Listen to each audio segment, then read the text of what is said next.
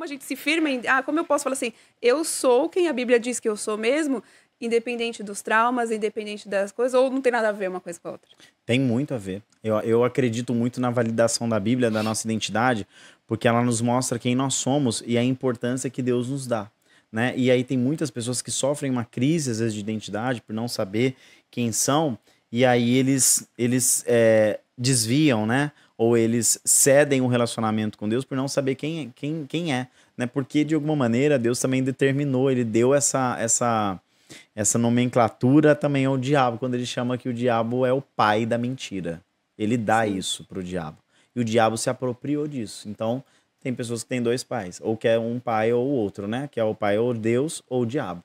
E aí, nessa validação, ele também valida constantemente cada filho de Deus. Então, isso é muito forte.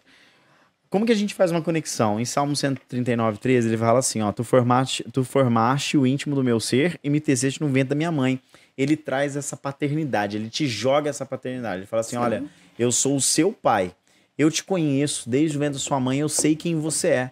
Então, para todos aqueles que nos assistem hoje, que sofrem em algum momento, o ser humano, a instituição, a pessoa, ela pode rejeitar você, mas Deus nunca vai rejeitar.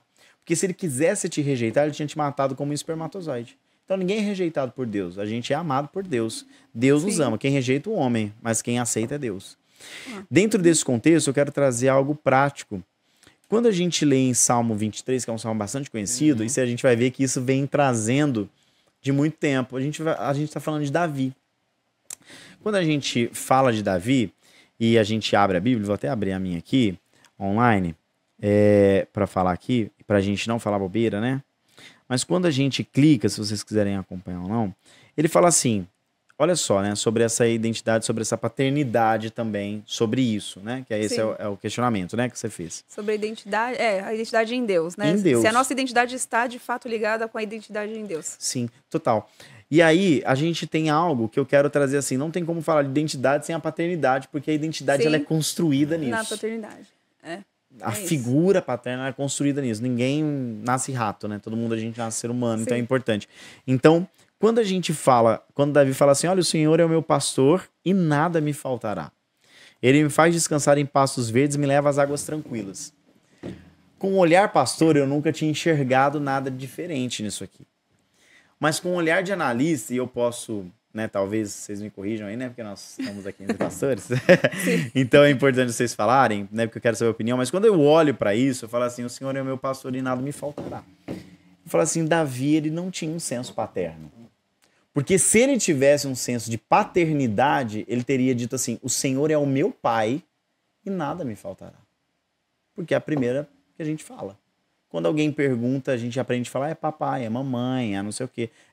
Quem é seu pai? É dia dos pais. Então a gente tem aquilo validado o tempo todo. Davi não tinha. Aonde que você valida isso, Peter?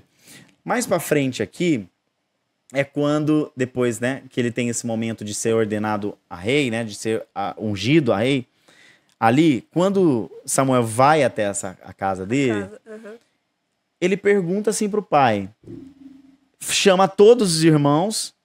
E aí ele pergunta pro pai. Ele fala assim, você tem mais alguém? Que Deus fala para Samuel. Não unge porque não é nenhum desses. Não é nenhum desses. Ele tem outro, chama outro. E aí ele fala o quê? O pai de Davi fala o quê? Eu tenho. Ele lembra de um filho que ele tem. Tem um outro lá no pasto. Tem um outro lá no pasto. A palavra-chave não é estar no pasto, é o outro. Não. O meu pai tinha que me chamar o quê? Eu tenho um filho. Tenho um outro filho. Tenho o meu filho mais novo que tá lá no pasto. Quando alguém chega pra minha mãe, eu conheço ela, tá assistindo, ela pode validar isso. Quando alguém fala assim, você só tem esse filho? Ela fala, não, eu tenho um filho mais novo também. Não, eu tenho um mais velho. Ela nunca fala, eu tenho um outro. Você tem filho? Tenho. Quantos filhos tem? Tenho 2. Você fala o outro? Não. Meu filho e minha filha. Meu filho e minha filha. E assim, dentro dessa análise que você está fazendo geral da vida de Davi, só o fato de Jessé não ter chamado Davi para aquela reunião com o profeta já demonstra alguma coisa. E Davi, ele fala algumas falas dele nos Salmos e até nas crônicas que ele fez, ele fala assim, em pecado gerou minha mãe. Inclusive, já existem alguns historiadores que acreditam que Davi era um filho bastardo, que ele provavelmente não foi gerado dentro do casamento. Por isso que existe essa rejeição com relação a Davi. Justo. Então, assim, apenas só para falar, existem historiadores, existem algumas pesquisas sobre isso, que já acreditam que Davi não era filho de Jessé mesmo, e por isso ele era rejeitado da família, era rejeitado pelos irmãos, quando ele vai levar lá o queijo. O que você está fazendo aqui? Veio só, né? Ele não entendia o amor de Davi, porque ele talvez não era amado pela família como um todo. Sim. E aí, ele escreve esse salmo, né? E aí, depois lá na frente, ele fala assim, olha, aqui, não sei se na Bíblia de vocês que estão nos assistindo, ele tem algo que é muito forte. Ele fala o versículo 4, ainda que eu ande por um vale escuro com a morte, não terei medo de nada, pois tu, ó Senhor Deus, está comigo, tu me protege e me diriges. Aqui na minha Bíblia, ela tem um espaço grande. No versículo 5, eu imagino Davi sentado escrevendo o salmo lá no pasto. Aí o pai dele chama ele. Aí ele vai até a casa, aonde está quem? Todo mundo. Os irmãos, menos ele, o pai. E Samuel lá esperando ele. E aí, quando ele entra, o que tem ele? Preparado um banquete para ele diante dos inimigos. Porque os irmãos, querendo ou não via ele como alguém que era amável. Né? Como você acabou de colocar aí, mas rejeitado. Aí ele continua. Aí ele fala assim, tu me recebes como convidado de honra, que foi como ele foi recebido por Samuel. E enche o meu copo até derramar. Certamente tua bondade e teu amor ficarão comigo enquanto eu viver. E na tua casa, Senhor, mostrarei todos os dias da minha vida. Aqui nessa validação, ele tem um sentimento de rejeição e depois isso vai desencadear na fase adulta dele, de traição, de uma série de coisas que ele se valida ali, de uma série de situações que ele vai validando. Então eu vejo o seguinte, a gente se valida muito em Deus quando a gente entende que a gente é filho. E como que a gente percorre essa identidade que é construída em Deus? A gente entendendo, poxa, quem que eu sou? Eu preciso entender quem é Deus para saber quem eu sou. Quando eu sei quem é Deus, eu faço essa análise, eu começo a encontrar pontos cegos em mim que não fazem parte dessa identidade em Deus. Peraí, se eu tenho uma cultura pecadora, né? A natureza pecaminosa. Eu preciso entender aonde eu posso me parecer mais com Deus, aonde eu posso ressaltar isso. Porque os filhos, certeza que em algum dos filhos do Cleverton, ele se parece com você. Parece. Exato. Eu me pareço muito com a minha mãe. O jeito de sorrir, o jeito de brincar, o jeito de falar, a gente tem o mesmo humor, nós nos parecemos. Então a gente é muito alegre, sempre muito alegre. A gente traz esses traços. Quando eu identifico traços em mim que não estão conectados a ela, eu começo a me questionar. Eu falo, poxa vida, eu preciso identificar isso. Por que eu tenho isso? Aí é onde eu começo a tratar em análise. Então é importante da gente fazer a conexão com Deus e ela se conecta porque a gente faz parte de um pai. E esse pai, eu preciso caminhar com ele, conhecer ele, identificar, ler a Bíblia, estudar sobre Deus, gastar tempo de oração, não só ler, mas gastar tempo de oração para ter relacionamento. A partir disso eu convivo, Deus começa a colocar nele a natureza dele em mim. E aí é onde eu começo a caminhar de uma forma parecida com Deus. E aí eu começo a identificar.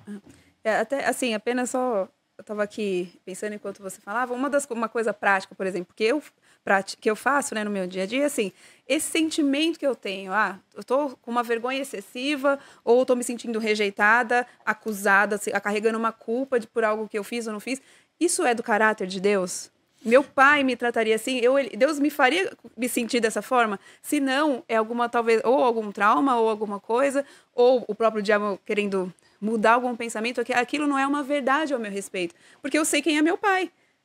Então, assim, por isso que quando você está falando, existe total conexão entre nós e Deus, e principalmente conhecendo a Ele como pai, isso me mostra assim, um pai, aí Jesus vem falar, se vocês que são maus sabem dar coisas boas aos seus filhos, imagina o pai que está nos céus. Exatamente. Então, assim, eu erro, eu peço perdão, aí ele fala assim, olha, você pediu perdão, arrependeu, eu tá no mar do esquecimento, eu não me lembro mais. E por que eu tô me sentindo culpada no dia seguinte?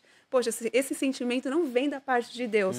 Então, essa é uma das formas, se a gente for falar de passos práticos, vamos dizer assim, da gente entender ou praticar a nossa identidade em Deus, talvez, assim, é uma experiência pessoal, talvez, que eu poderia falar de como eu procuro fazer o que... Isso vem da parte de Deus. Deus se sentiu... Assim, Jesus se sentiu assim. É claro, né? Jesus, ele era perfeito, não tinha erro, um monte de coisa, e a gente sabe disso.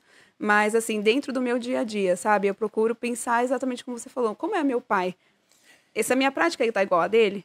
Esse meu sentimento é igual ao que ele teria? Isso faz parte do que ele fala que eu sou? Sim. Não, então, se não é, então...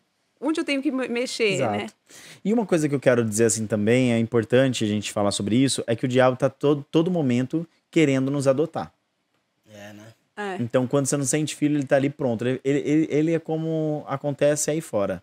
Se você não tá feliz lá, se você não tá feliz com sua esposa, se você não tá feliz na sua casa, se você não tá feliz na sua igreja, vem cá que eu vou te apresentar uma coisa melhor. Eu te adoto. Isso aí. Eu te adoto.